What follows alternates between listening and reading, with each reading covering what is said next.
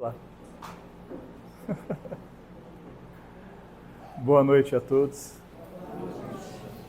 Convido a fechar os vossos olhos por um instante, para que todos nós, mergulhados nessa energia de amor, ao qual a providência divina se incumbiu de trazer cada um de vós aqui nessa noite, irmãos encarnados, e a grande massa de irmãos desencarnados que vos assiste às expiações e provas de tua vida material, ao qual, nesta noite, consagrados, como se fôssemos um só corpo e um só espírito, indiferentes da matéria ou da carga espiritual, nos unimos nesta noite como uma só força, a força do amor.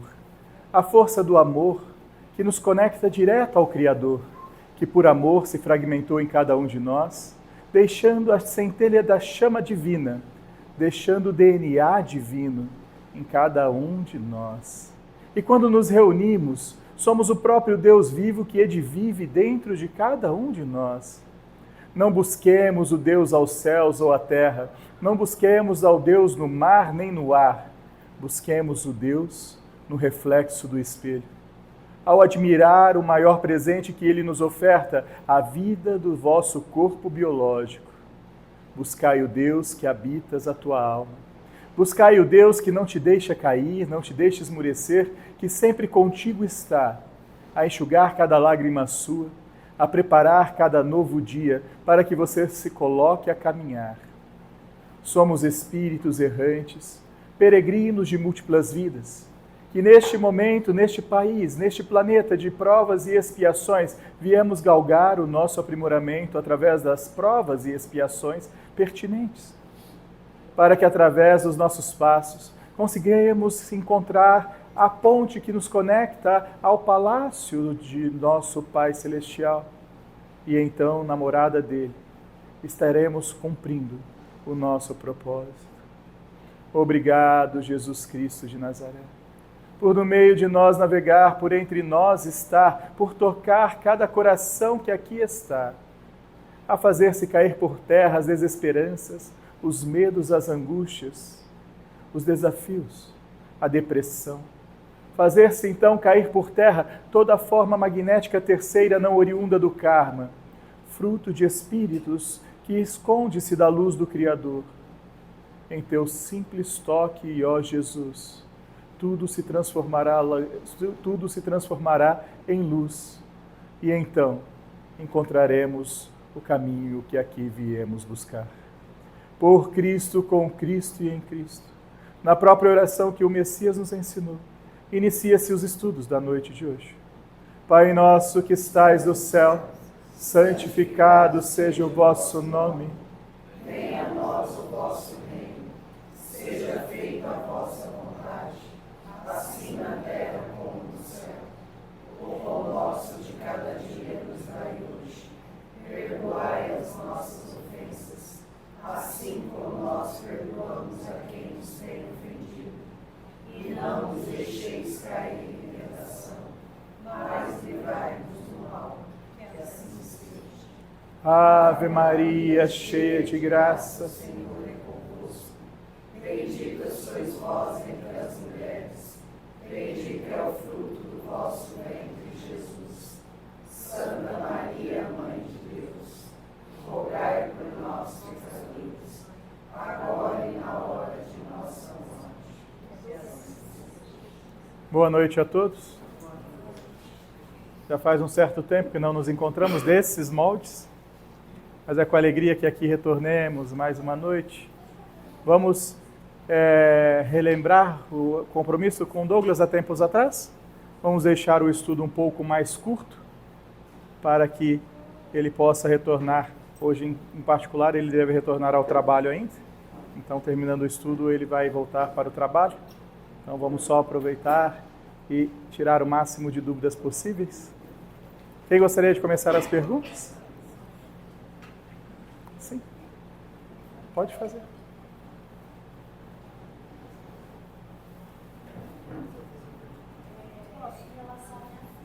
Sim.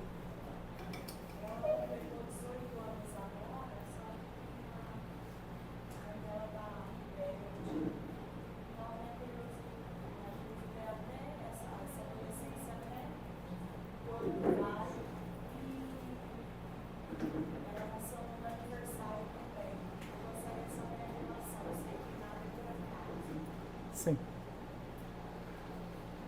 Quando falamos em adolescência, nós precisamos buscar na ciência do homem os parâmetros para fazer a base da explicação.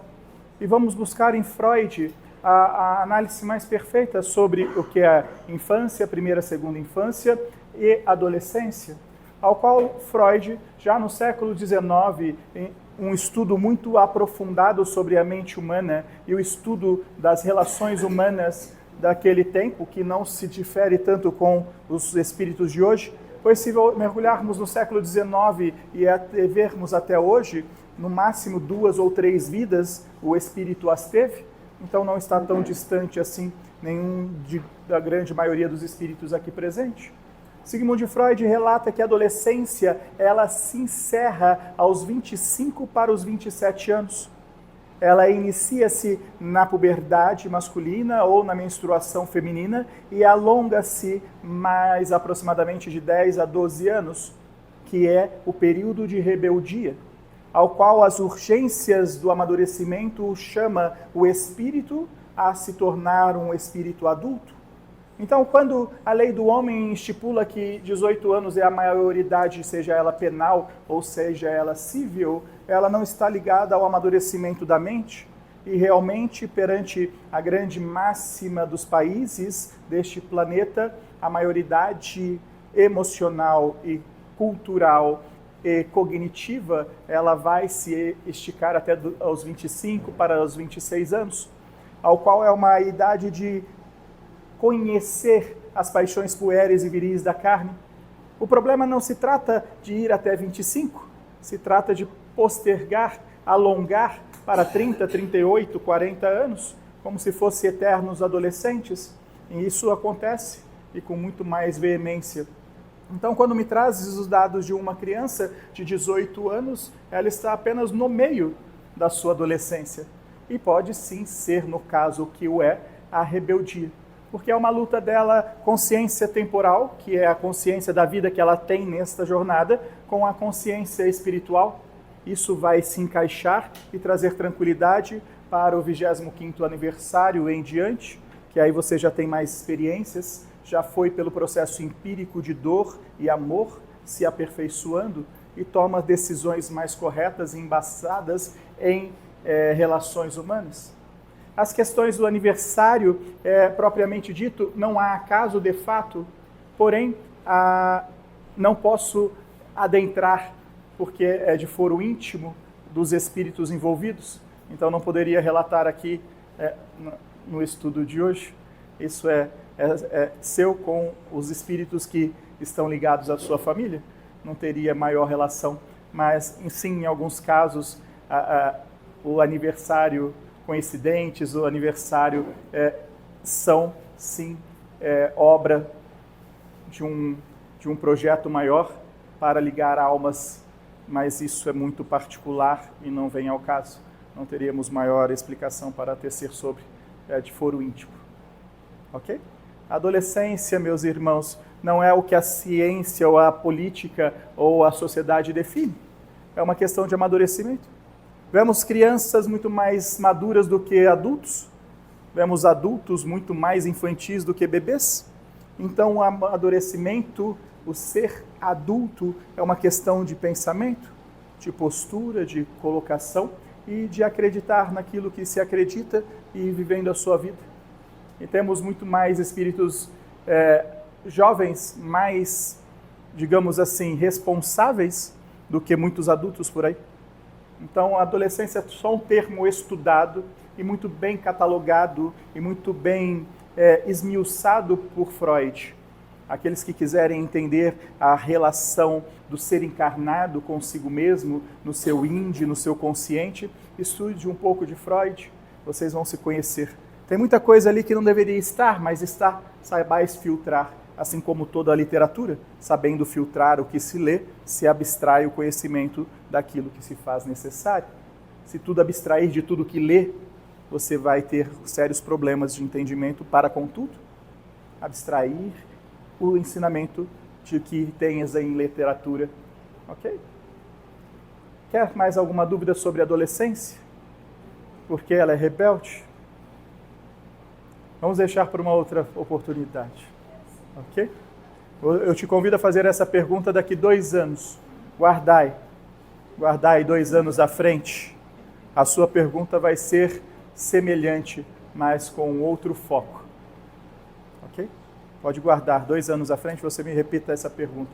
Porque, em verdade, eu te digo, 2 anos à frente ela é adolescente ainda. São mais 7 anos ali de adolescência. E você vai bem ver isso. Vamos aqui? Aí já vamos aqui. Sim. Vamos aqui, vamos ali. Você falou em Freud aí, por que é tão difícil as pessoas buscar o autoconhecimento, olhar para dentro de si, porque somente olhando para dentro de si que a gente vai mudar, né? O autoconhecimento vai mudar a vida. E a população em geral tem muito essa dificuldade de olhar para dentro de si. Tem um caminho mais fácil para isso? Existem ervas daninhas. Quando mergulhamos nos pecados capitais, vamos bem identificar as facetas que travamos em nossa alma como inclinações. E uma das facetas que é muito comum entre nós, espíritos da Terra, que nos estagna neste planeta, é o nosso orgulho.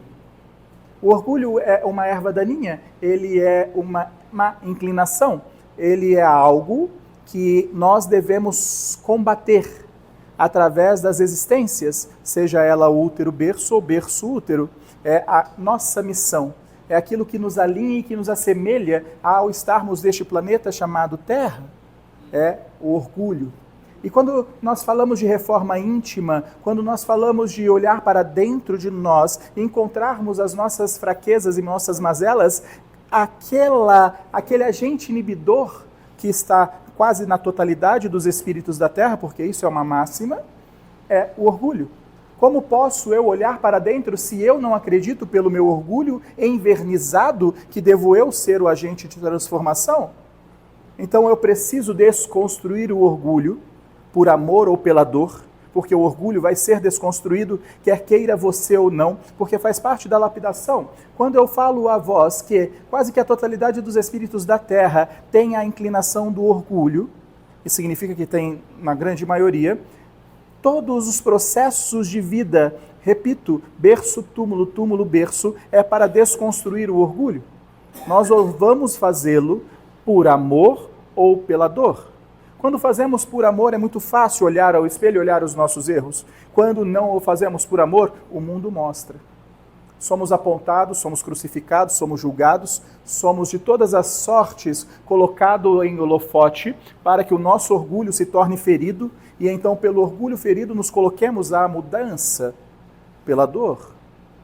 Tudo que nos impele, o verniz mais tenaz que existe no espírito encarnado e desencarnado é o orgulho.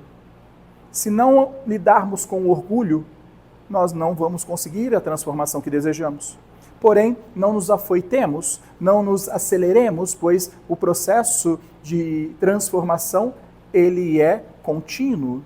Quando nós acreditamos que nada precisamos mudar porque somos perfeitos, o mundo se incumbe de mostrar que nada somos. Indifere da dimensão. Olhai a sua própria vida e verás que todas as vezes que o teu orgulho te alçou, o mundo te derrubou, para que ao estar embaixo, possa vós reconhecer as fraquezas e se colocar em mudança. Não havendo a mudança, o mundo te alça, você cai, o mundo te alça, você cai, no mesmo exercício lapidatório no âmbito da carne quanto no âmbito espiritual. Toda a mudança, ela é o reflexo do domínio do seu orgulho e da sua vaidade. São os dois parceiros irmãos que todos os encarnados quase... Eu posso dizer a vós que praticamente 99% dos irmãos encarnados têm este casal chamado orgulho e vaidade. Todos. Porque se não tivesse, não precisava estar encarnado. Estar encarnado é o processo mais árduo da lapidação do seu orgulho e de sua vaidade. Senão não encarna. Alguns poucos, 1% dos encarnados são missionários e com outras tangências dos planos reencarnatórios. Então, se pegar esta matemática e trazer para si, olhar aí no espelho e falar, sou eu orgulhoso, sou eu vaidoso, então o orgulho eu preciso tratar em mim e a vaidade eu preciso dissipá-la entre a vaidade que me traz prejuízo e a vaidade que me traz ascensão, porque a vaidade ela é necessária, a vaidade ela não é uma má inclinação, ela é uma inclinação, mas mesmo sendo uma inclinação, ela pode ser uma má inclinação ou pode ser uma boa inclinação. A vaidade é o que faz você acordar e escovar os dentes. É o que faz você acordar e tomar banho. É o que faz você se arrumar para ser mais presente. Esta vaidade ela é positiva para a elaboração do seu psique. Ela é necessária. A vaidade é aquela que faz você limpar a sua casa para morar num local melhor. A vaidade positiva ela é necessária para o forjar do seu eu psíquico. E assim, forjando o eu psíquico, também forja a alma. E a vaidade, como má inclinação, como uma inclinação errônea, é quando eu faço tudo isso para me tornar melhor do que o outro. Então essa é a vaidade errônea. Se o outro comprou uma vestimenta, eu compro uma outra vestimenta mais cara. Não porque eu quero ser mais belo, mas porque eu quero ser aparentemente mais poderoso economicamente ou visualmente do que o outro. Esta não é uma vaidade positiva, ela é uma vaidade depreciativa. Então, sabendo fracionar a vaidade entre depreciativa e preciativa, você consegue melhorar em muito a sua jornada. Trabalhando o teu orgulho, como que você trabalha o teu orgulho? Quando você tem o orgulho ferido. Você não sabe que é orgulhoso quando alguém te fere. Se você não sente a dor do orgulho ferido, você não sabe que é orgulhoso.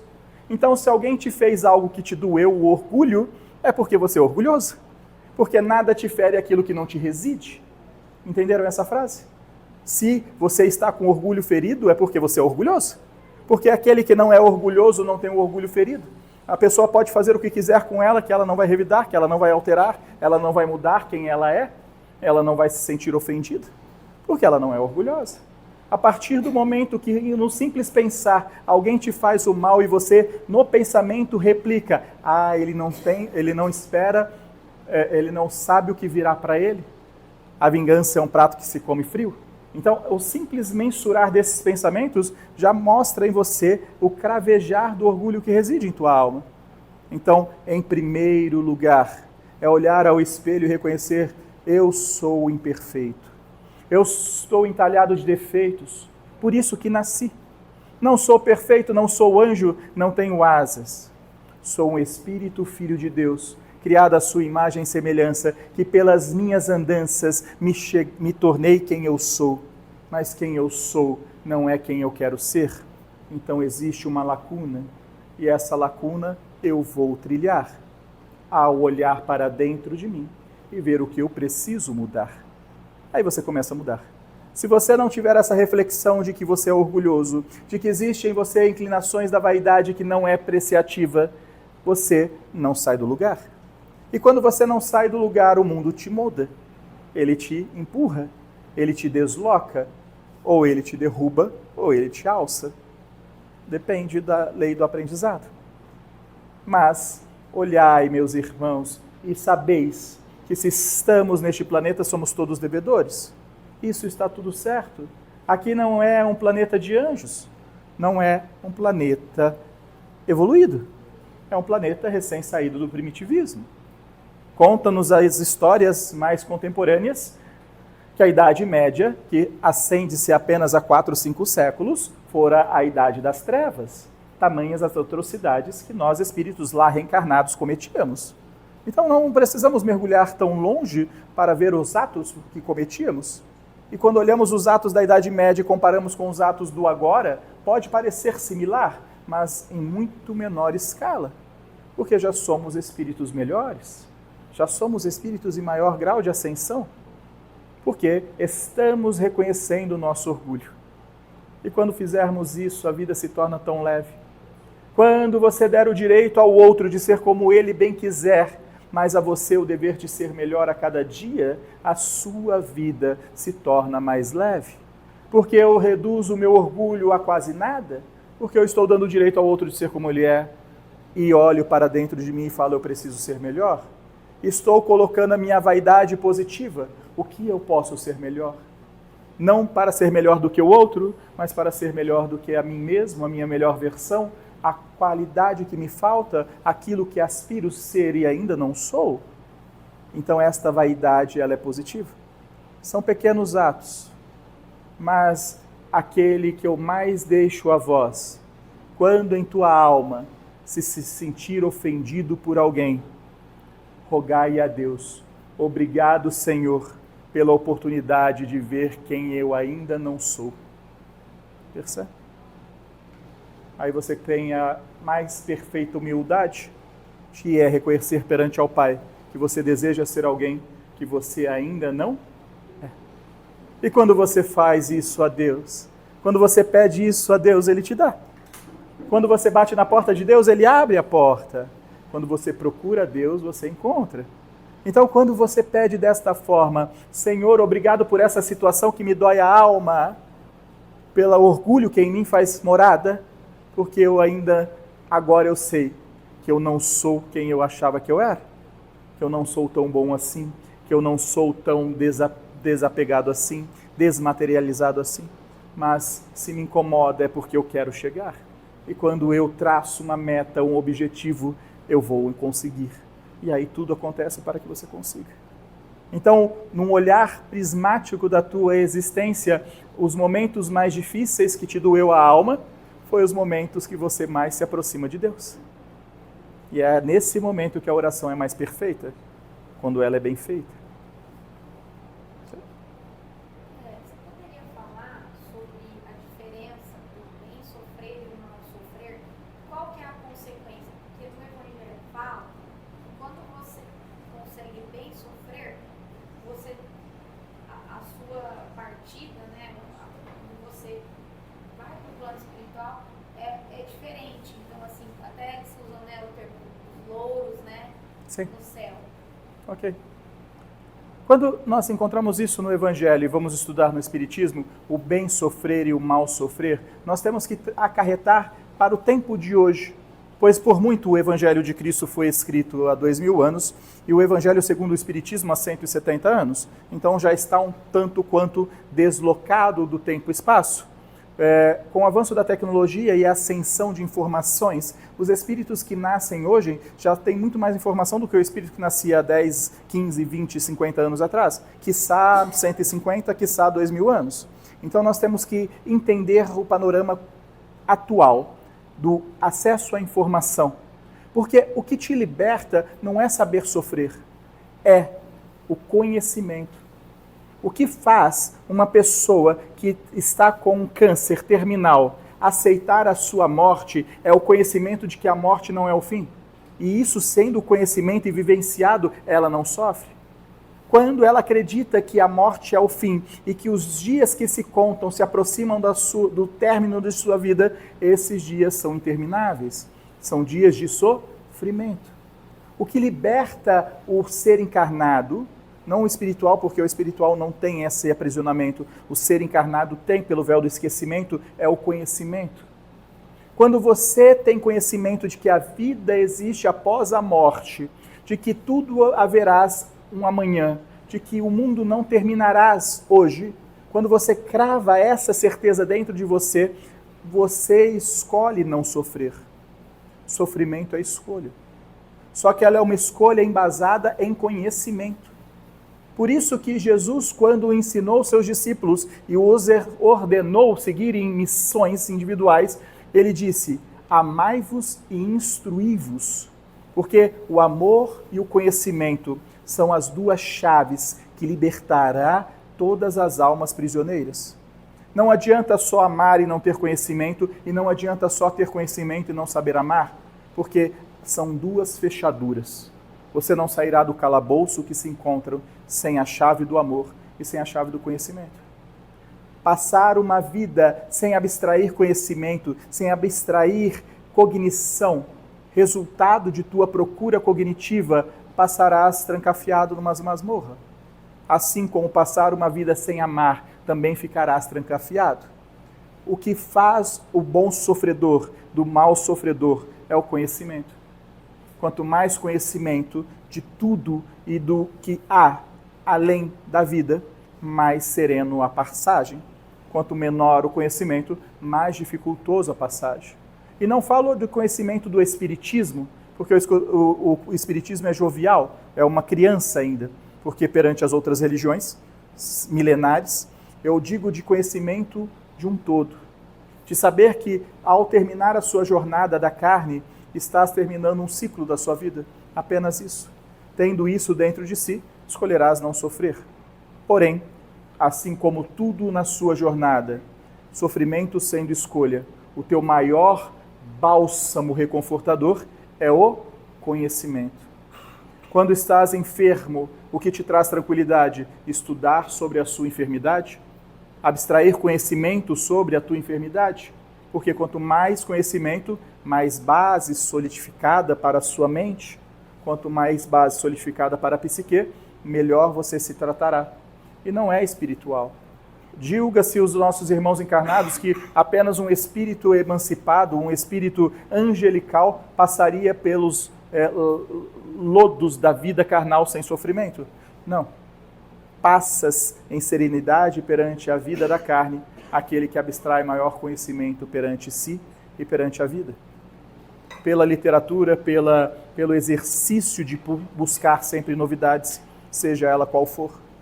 Quando ficar enfermo, aprendei tudo sobre a tua enfermidade para ficar tranquilo. Se for uma doença terminal, aprendei sobre a vida após a morte para te levar tranquilidade. Porque em parábola eu te digo, aquele que tranquilo desencarna, tranquilo renasce no plano espiritual. Aquele que em tempestade reencarna, encontrarás os tempestuosos umbrais do plano espiritual.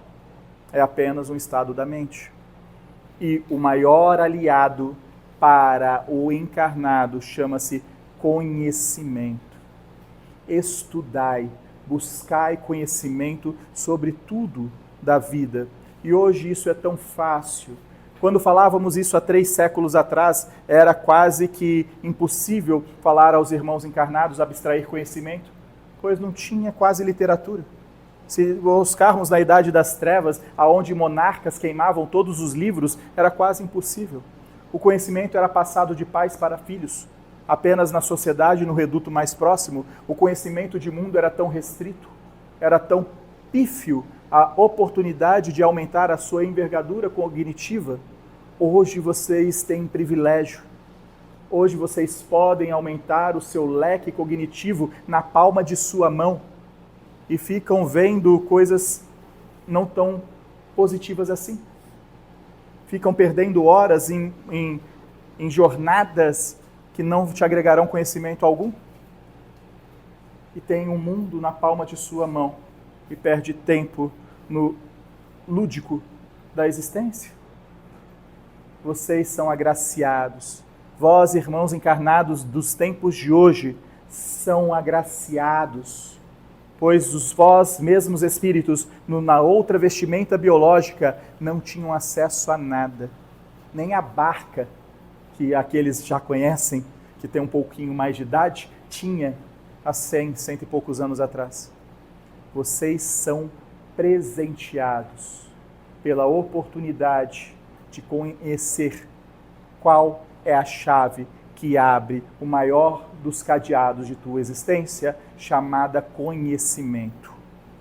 O conhecimento te liberta, o amor te eleva. Ok? Quem tem conhecimento e não tem amor, ele vai, só que não eleva. Quem tem conhecimento e amor, ele se liberta e se eleva. Em toda e qualquer dificuldade de tua jornada, estudai sobre o caso. Vejais os comportamentos de dores semelhantes, pois hoje está tudo ao teu alcance, para saber qual foi a reação, qual foi a consequência, para abstrair conhecimento, porque o conhecimento te pacifica a alma. Isso é saber sofrer. Posso passar pela dor, mas não passarei por ela com ignorância. E assim, com sabedoria, conhecimento, você vai encontrar ferramentas cognitivas para dominar o sofrimento. Sem conhecimento, só já sofrimento. Ok? Entenderam? Estou tentando ser mais rápido para aproveitarmos. Quer fazer a pergunta? Não sei se eu consegui explicar direito. Ok, vamos lá. Por exemplo, uma mãe que passou a vida inteira dedicada aos filhos. Sim. Evangelização, doutrina, amor, e tudo. Aí crescem esses filhos, ficam adultos e esquecem dessa mãe. Sim. Aí essa mãe, para não ficar esperando os filhos, ela resolve fazer essa ponte que o senhor disse aí, de se cuidar. Sim. De repente, esquecem que ela existe, esquecem de tudo. E não há como não sentir. Né? Mas ela está errada, ela está certa. Ok. É interessante a tua pergunta e eu vou tentar fracioná-la, pois se eu for direto ao ponto, causarei espantos. Então eu vou tentar tatear. A função materna e paterna. O primeiro ensinamento, quando digo a vós, que vós deveis buscar conhecimento para todos os atos de sua vida, quando buscamos a fé, vamos descobrir que seja qual for o estandarte, que cada um de nós é filho de Deus, quando Deus é o Deus. Temos outras adorações, mas quando uma religião tem Deus como pilar, nós vamos entender que somos filhos de Deus. Então, para o pai e para a mãe, é importante saber que o filho que ele tem hoje como seu filho não é filho dele, é filho de Deus. E isso só o ensinamento religioso vai conseguir te trazer. Então, quando um pai e uma mãe, ao olhar o seu filho, fala: obrigado, Senhor, por ter confiado o teu filho à minha paternidade, o teu filho à minha maternidade. Quando eu elaboro esta válvula psíquica de que eu não sou mãe nem pai deste espírito, eu estou mãe e pai deste espírito, todo o meu acometimento perante aos filhos muda, porque ele passa de ser minha posse para eu ser o guardião. Entenderam isso? Quando eu encaro a minha prole como eu estando pai e mãe e não sendo pai e mãe, a minha conduta íntima não é de posse. Hoje, de cada 10 pais e mães, apenas um entende isso. Os outros 9 acreditam que o filho é posse dele. É muito grande isso ainda. O que faz com que você mude? Conhecimento. Seja religioso, seja psicológico. Por isso que temos psicologia, psiquiatria, terapias, justamente para ir quebrando a crisálida criada perante a posse. Você é meu, saiu do meu ventre, então você me pertence. E então a mãe e o pai, com a visão ainda estreita de que o filho é posse dele, passa a tentar podar o processo lapidatório da prole. Porém, a via de regra no plano espiritual é as responsabilidades de um espírito encarnado para com a prole. Até o 12º aniversário, até o 13º aniversário. Com a mulher até a primeira menstruação, com o homem até a puberdade. O homem é um pouco mais tardio, a mulher é um pouco mais jovem, porque o espírito feminino ele é mais evoluído moralmente do que o espírito masculino. Por quê? Porque quem entra em guerra é homem. Então o espírito masculino, se olharmos as histórias de vidas passadas, ele estava guerra, e o sexo feminino não. Então o sexo feminino do espírito feminino, ele é mais manso, porque ele vivenciou menos experiências em guerra. Então ele é mais manso. Então ela tem e consegue, o sexo feminino, sair para a vida presente mais jovem. É só por isso que a mulher amadurece mais jovem, porque o espírito da mulher é mais manso. O espírito do homem ele é mais bélico, pela própria história da humanidade. Queiramos que no futuro sejamos pareados. Não é ainda porque vivemos em guerra, porém, isso é para um outro assunto. Quando o pai e a mãe conseguem implementar através de exemplo, não de imposição. Isso. Ela só tem eficácia do 0 ano aos 12 anos. Guardem isso. O pai e a mãe só conseguem moldar os seus filhos até os 12 anos. E depois eles têm os livre-arbítrios de mudar o caminho deles. Exato. Eu vou chegar ali para que você possa entender. Então, a finalidade de um pai e da mãe é bem educar, bem criar, bem cuidar, bem zelar, bem direcionar, bem proteger, até o 12º aniversário. Estes são os compromissos com o espiritual. Por quê? Quando a criança, mulher, tem a sua primeira menstruação, o seu chakra coronário se acopla e a sua lembrança espiritual sobremonta sobre o corpo presente, trazendo uma dupla personalidade. A consciência temporal, nascimento até a menstruação, e a consciência milenar de todas as suas vidas passadas. Isso é conhecido como inconsciente, e isso é conhecido como consciente.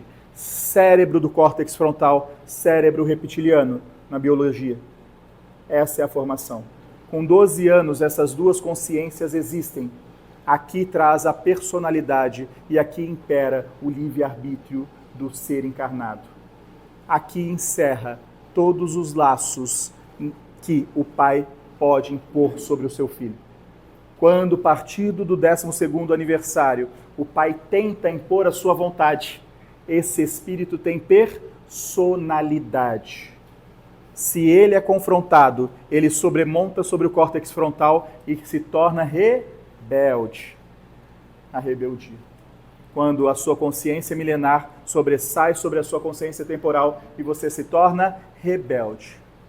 Se o pai entende isso, ele apenas continua naquilo que ele foi chamado. Ama, ama, ama. Orienta, orienta, orienta. Não imponha. Não obrigue. Porque todas as vezes, mesmo que na desculpa da evangelização, você obriga a sua prole a fazer a evangelização de Cristo e ela não quer, você está errando. Sim, mas é para entender que mesmo que obriguemos ela a fazer aquilo que achamos que é melhor para ela e ela não aceita, tudo aquilo que foi forçoso não tem valia. E como que fica essa situação quando pai e mãe é completamente disfuncional Sim. a respeito da educação, da direção, orientação e preparar esse filho para o mundo? Sim. Nós estamos encarnados. Vamos dar o exemplo. Quando um pai e a mãe não conseguem por si só fazer tais orientações e criar laços afetuosos, primeiro precisamos entender que os nossos filhos são espíritos de vidas passadas e por muito pelas leis do karma, dentro do nosso ventre parte um espírito algoz. Então isso acontece. Então quando olhamos a estrutura familiar, vamos pegar uma família de 3 filhos. Uma família de 3 filhos tem 3 personalidades dentro de casa. Nenhum é igual ao outro. E muito comum, dentro de uma família de 3 filhos, um dos espíritos é algoz. Não são os 3 afins. Porque há necessidade de reparação. Então, quando há necessidade de reparação, o convívio não é harmonioso. Ele é um convívio tribulento, ele é um convívio árduo entre os próprios irmãos e entre a mãe e entre o pai. Que é o fino trato? Não tem. Porém, como combatemos isso? Na primeira infância, segunda infância, terceira infância, com educação, com conhecimento, com prestar atenção nas inclinações na primeira e segunda infância. Você não muda o seu filho na adolescência, você muda o seu filho na primeira, segunda e terceira infância.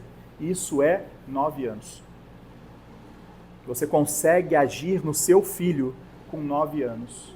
Se a desculpa dos pais é quando meu filho era criança precisei trabalhar demais e não estava atento, perdeu a oportunidade de fazer alguma coisa transformadora. E depois, quando o filho está rebento, quer fazer transformação a fórceps e não vai conseguir. Porque a idade moldável de um espírito é até os 9 anos. Dos 9 aos 12, ele já está dedilhando quem ele vai ser. Então, um espírito com 9 anos, ele já tem a personalidade dele forjada. Ele já começa a dar os sinais do espírito que vai chegar. E quando não houver concordância entre a educação e o espírito que vem, o lar vai estremecer. Cabendo aos pais, continuando na linhagem, o pai faz tudo pelos filhos. Façam até os 9 anos. Não deixem para fazer depois. É do 0 ano até os 9. Eles são mais moldáveis. É a constituição da consciência temporal. É toda a bagagem que vocês vão ofertar para eles vencerem a eles mesmos. Quando há uma má formação de criação até os 9 anos, é muito comum o espírito se perder na existência. Ele se perde mais porque houve negligência dos pais, ou porque houve afastamento, ou porque não houve a forma correta de moldar um espírito rebelde. É até os 9 anos. Isso é muito importante. E sabe quem fala isso? Freud. Correto? Freud fala da importância da primeira, segunda e terceira infância. Repito, quando você estuda Freud, primeira, segunda e terceira infância, não abstraia, não subtraia tudo de lá não. Porque nem tudo é bom, mas uns 50% é muito importante. E essa mãe, em relação a esses filhos, por consequência, cada um foi levar o seu caminho, sabe? Do jeito que quiser, sem ter intenção de pensar em mãe, pensar só neles. Sim, eu vou chegar lá. Ah, você vai chegar Eu lá? vou chegar, eu só estou no meio da pergunta. Meu pai. A mãe molda o filho até os 9 anos. Dos 9 aos 12, o espírito do filho começa a mostrar quem ele é. Quando o filho atinge a puberdade ou a adolescência, a mãe perde o contato com o filho, restando apenas o que ficou, o que vivenciou. Aqui a mãe deve começar a cuidar mais dela do que dos filhos, porque os filhos vão começar a sua história. O que acontece é que a mãe quer continuar as histórias pelos filhos.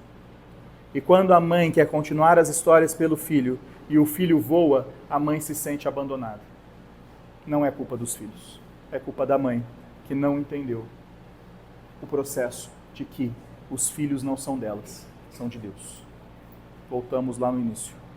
Quando você entende que os filhos de Deus, ele está para você, como você está pai e mãe, e não é pai e mãe. Você está sendo ofertado a ser pai e mãe de um filho de Deus, e que esse filho de Deus vai beber no seu ninho até o 12º aniversário, vai progredir até o 25º aniversário e vai voar, você vai ficar preso. Os laços fraternais, maternais e paternais nunca deixarão de existir. Porém, os espíritos são filhos de Deus e não filhos do homem. Quando você encara os filhos seus como seus, se torna posse. E quando você acha que eles são seus e eles te abandonam, você se sente abandonado. Aí você fala, eu fiz tanto por eles, eu rezei tanto, eu fiz isso. Você fez porque você sentia no coração e fez. Mas é sua obra, não a deles. Qualquer coisa que eles trilharem é o caminho deles. E está tudo certo. Nesta máxima, os filhos que deixam seus pais no asilo, os filhos que não visitam seus pais, os filhos que estão voando na vida e não regressam para honrar os seus pais, estão sim cometendo uma falta. Uma falta não é tão grave, mas é uma falta. Como que eles repararão essas faltas? Eles também terão filhos. E os filhos deles farão o mesmo que ele fez, pela espada que se fere, pela espada se é ferido. Porém, o pai e a mãe que aprisionam seus filhos num casulo, fazendo com que, acreditando que eles são posses, só tem um desfecho, sofrimento e abandono. Percebe? Então, o pai e a mãe devem viver as suas vidas, não as do filho.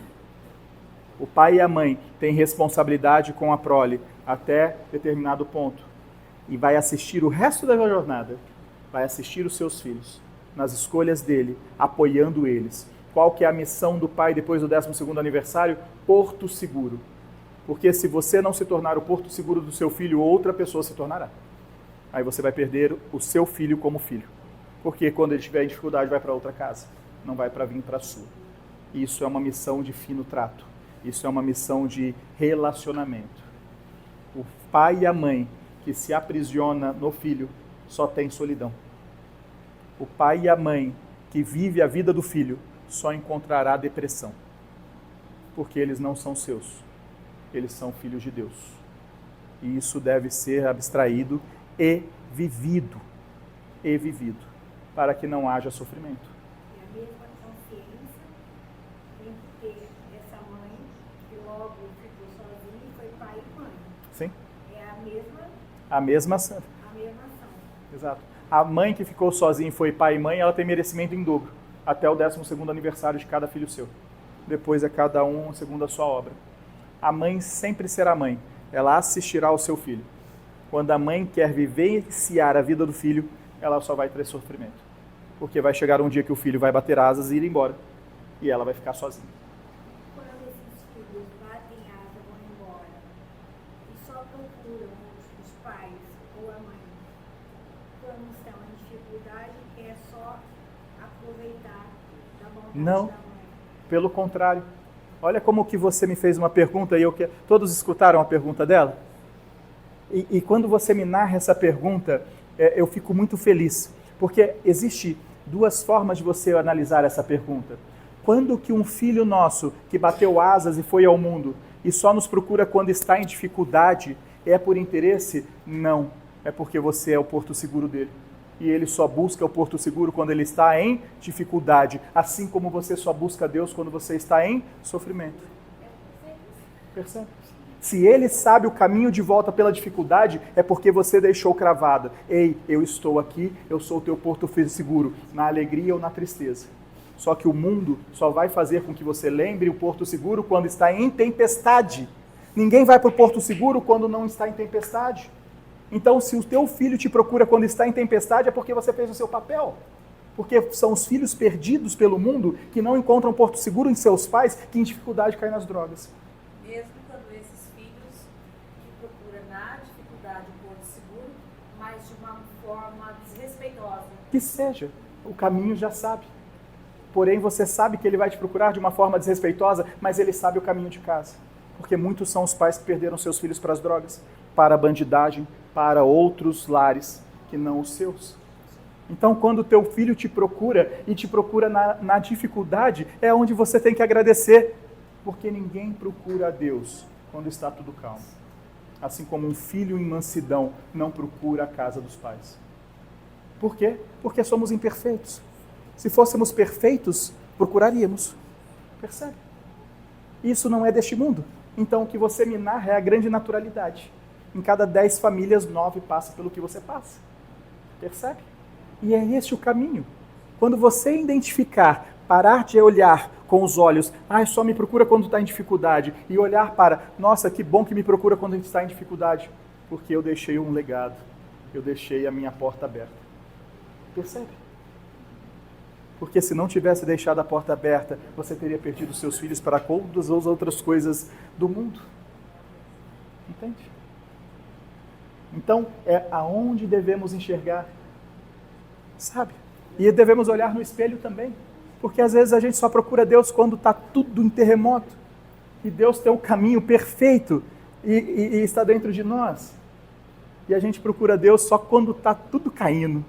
Aí você reza, dobra os joelhos, a tua fé é mais forte, e Deus fala, que bom que Ele sabe que eu ainda estou aqui. Percebe? E os pais, que bom que Ele sabe aonde vir procurar ajuda. É por dinheiro, Tó? Porque no final das contas é tudo deles. Quando você partir pela lei do homem, fica tudo dos filhos. Nada é teu, nada você levará.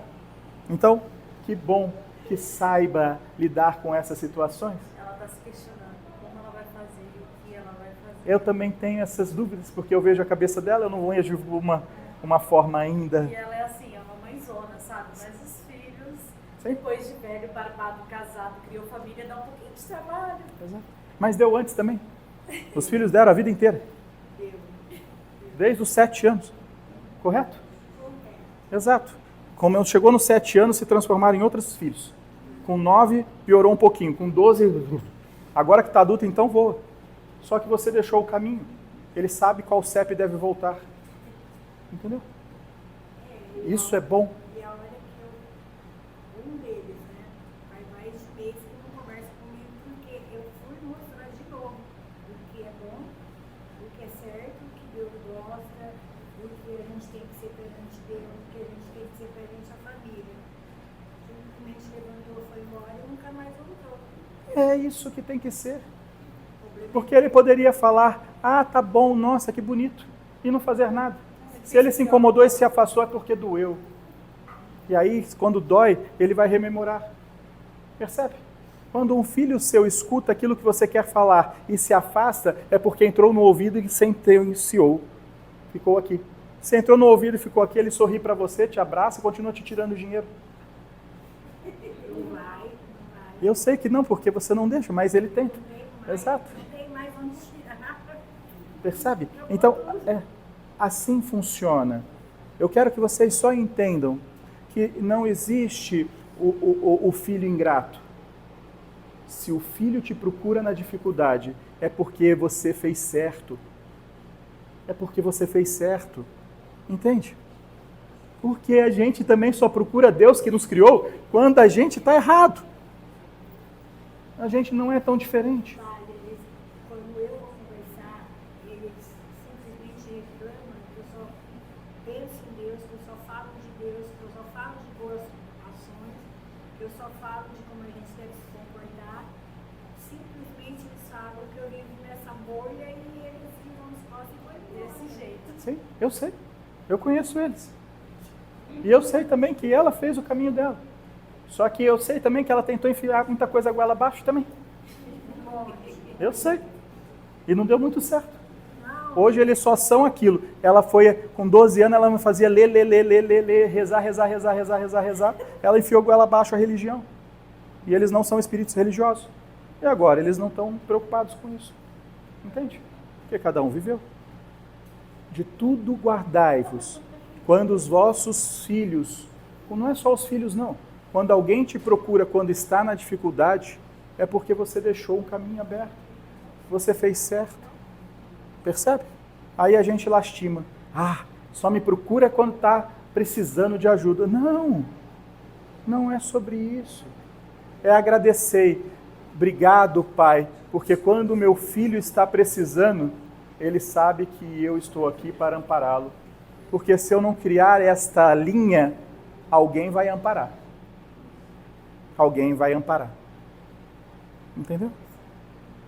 Alguém vai amparar. Então, quanto mais você reclama que teus filhos não te procuram, mais certo foi. É assim mesmo. O problema é quando o filho tem muito problema, ele vai te procurar sempre. Aí isso vai sempre. Ok? Tem filhos que dão mais trabalho que os outros. Então ele vai te procurar sempre. Ok? Entenderam todos? Viram como é uma forma diferente de ver o mesmo caso? Aquilo que reclamávamos é o caminho. Exato. Se tem amigo que só te procura quando está na enfermidade ou infeliz, é porque algum caminho você deixou. Algum caminho tem lá. Percebe? E assim funciona. É assim que funciona. Mas os laços paternais e maternais são muito mais profundos. O laço paternal é, você educa o seu filho até os 12 anos, ele vai para o mundo. Só que ele tem que saber o CPF de casa, o CEP de casa. Porque se ele não souber o CEP de casa, ele vai encontrar outra casa. E essa outra casa pode ser muito pior. Percebe? Então é sobre isso. Ok? Muitos desses problemas de relacionamentos de pai e de filhos vêm porque um quer mudar o outro. Vem de vidas passadas. As grandes dificuldades entre um pai e um filho, ou uma mãe e um filho, são relações de vidas passadas. Ou a não compreensão de que o filho é de Deus, ao qual você quer impor a tua vontade sobre um espírito liberto. O teu filho é um espírito liberto tão antigo quanto você. Ele só está menos amadurecido do que você por causa da idade. Mas, tirando forma e conteúdo do corpo, a forma e conteúdo espiritual é tão grande ou maior que o teu. Às vezes um filho teu tem muito mais conhecimento espiritual do que você mesmo, porque é um espírito com muito mais vivência. Então, não se pode julgar o livro pela capa, assim como não pode se julgar uma criança pela vida presente. Então, a relação atrituosa entre um pai e um filho é de vidas passadas, é kármico. Então, quando tem um pai e uma mãe que brigam com seus filhos, seja o pai com um filho, ou o pai com a filha, ou a mãe, seja qual for a composição, quando há esses atritos, é reparação de vidas passadas, ou falta de compreensão do pai e da mãe de que eles são tutores e não proprietários. Isso também há. Porque tem muitos pais que falam, é meu, e você vai fazer o que eu quero. E assim não funciona. Ali tem um espírito. Aí vai ter atrito. Aí é atrito novo. Agora, quando desde saindo do berço, você tem um filho seu de 3, 4, que briga mais com você, que você tem mais dificuldade de lidar, sempre você tem um filho mais afinado com você, o outro menos, e essa dissonância de relações é de vidas passadas. É afinidade e retração. Isso acontece entre as proles, entre os filhos e os pais, ok? Então, na dificuldade de fino trato, na dificuldade de, digamos assim, de viver em harmonia, é vidas passadas. Agora, quando está tudo bem, uma família que recebe os filhos, e esses filhos eles se harmonizam, pai, mãe, filhos, normalmente eles ficam uma família estreita. Quando você tem os filhos que se afinam com o pai e a mãe, essa família não se afina com as outras, o resto da família. Percebem isso? Seria família espiritual? Mais ou menos. Quando você, vamos pegar um exemplo, o seu. Tua mãe, teu pai, você e seus irmãos, ok? Sua irmã.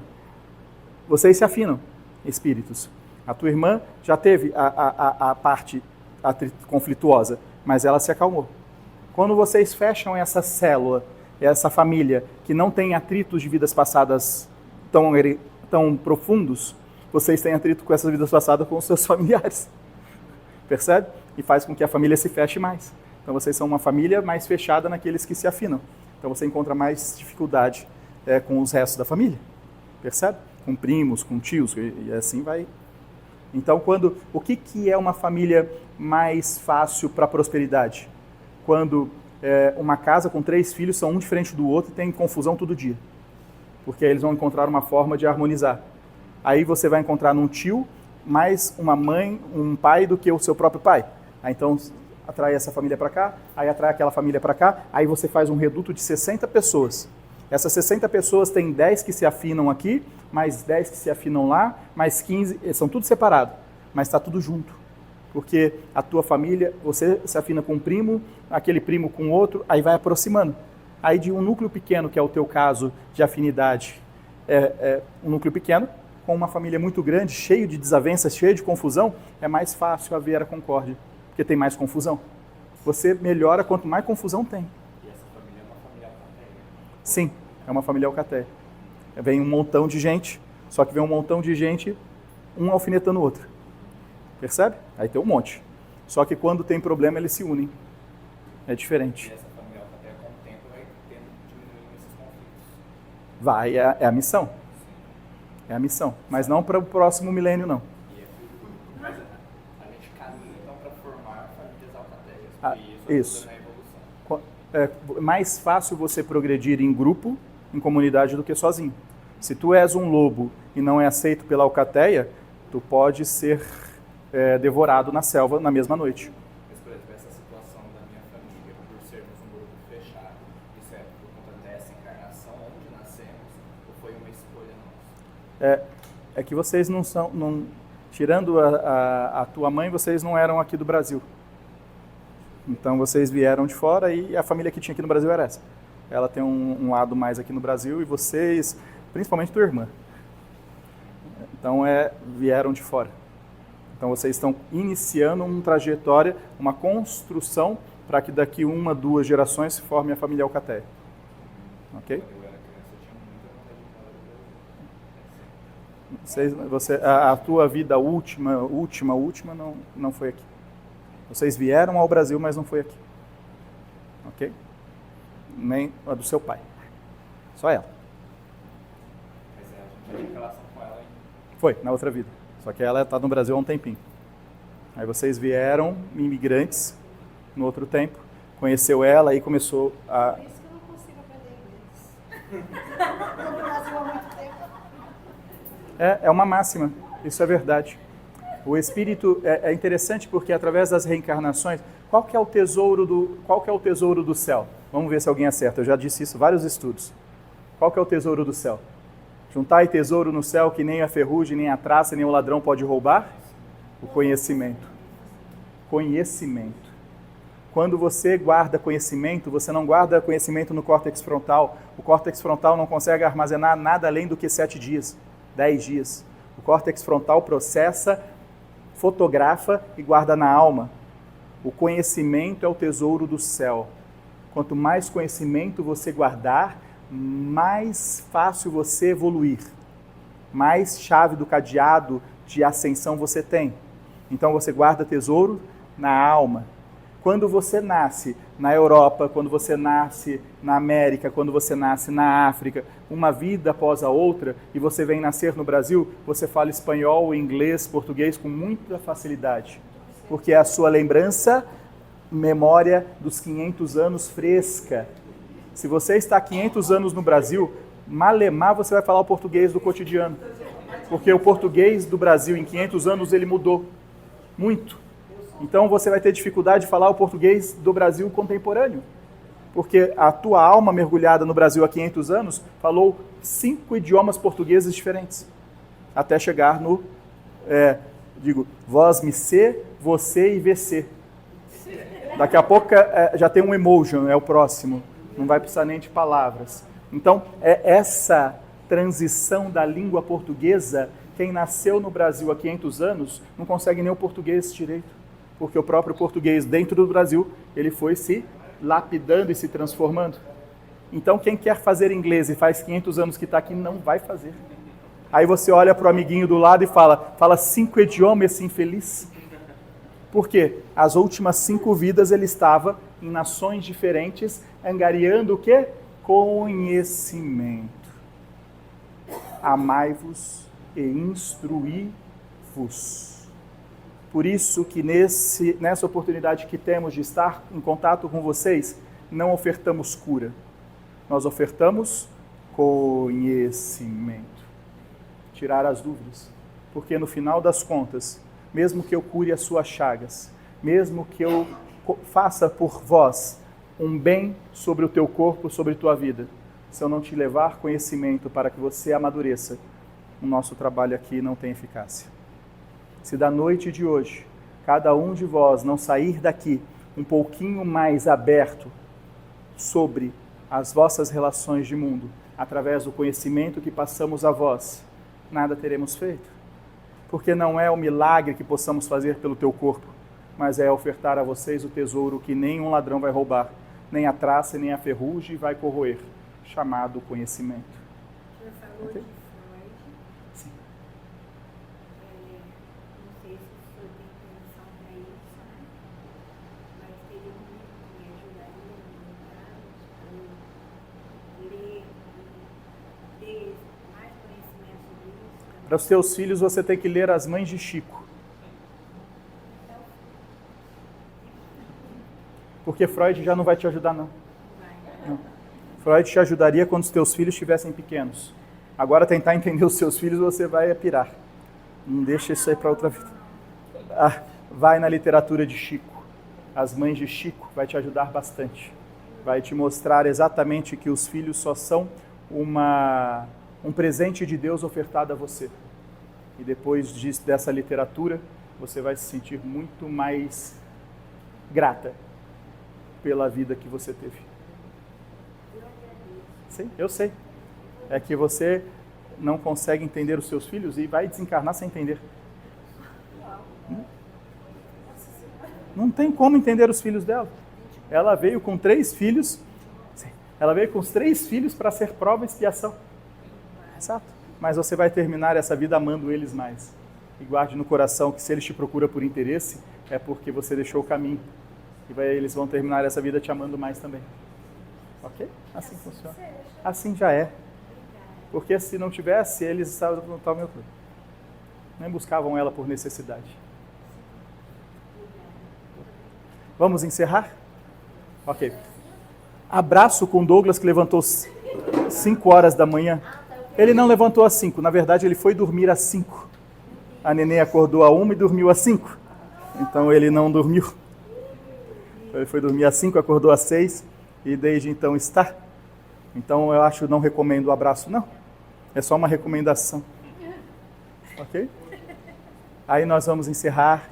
Qualquer que seja o atendimento, eu já vou pedir a licença para me despedir de vocês, porque o Douglas vai voltar à empresa para terminar o dia dele ainda.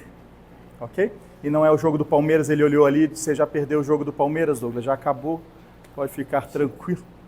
É interessante, porque a filha do Douglas nasceu numa quarta-feira, no dia e na hora do jogo do Palmeiras. A neném nascendo, ele puxando o resultado do jogo. Ele tomou um puxão de orelha. Ok? Vamos apagar as luzes.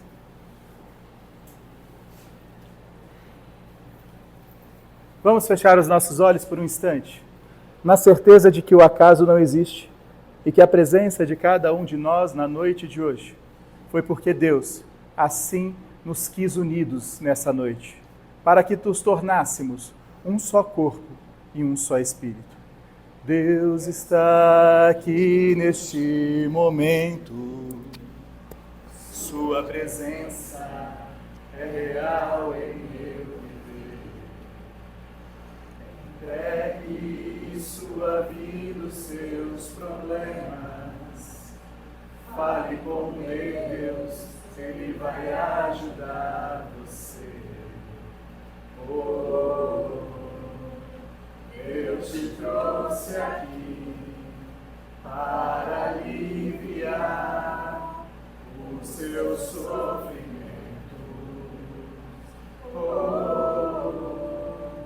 É Ele o autor da fé, do princípio ao fim, em todos os seus tormentos. E ainda se vier noites traiçoeiras, se a cruz pesada for, Cristo estarás contigo.